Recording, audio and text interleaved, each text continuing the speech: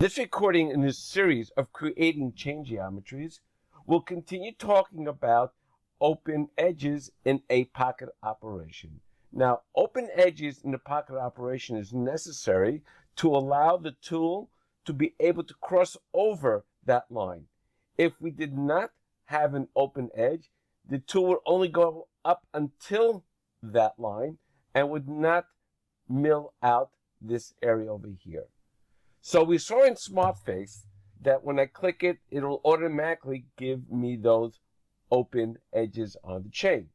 How do we do it without using the option of SmartFace? Well, let's see how that's done. I'll not accept what I did before, and I'll go back in and start new. Right now, I'm just going to use a simple chain by clicking on this edge and getting a full chain around this part. Now, you'll note that this edge is not marked as open. It has the exact same color as the rest of the edges. To mark this, and this edge over here as an open chain, we can do the following. You'll note that in our chain list, we have one chain.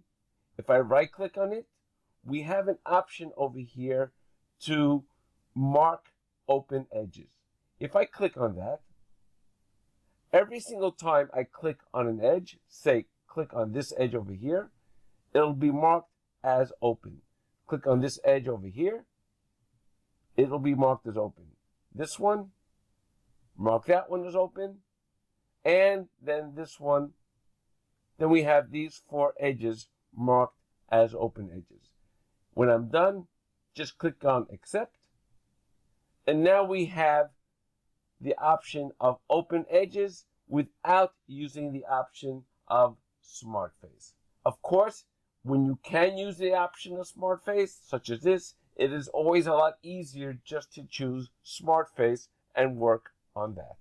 In our next recording, we'll talk about the option of constant Z with delta Z tolerance.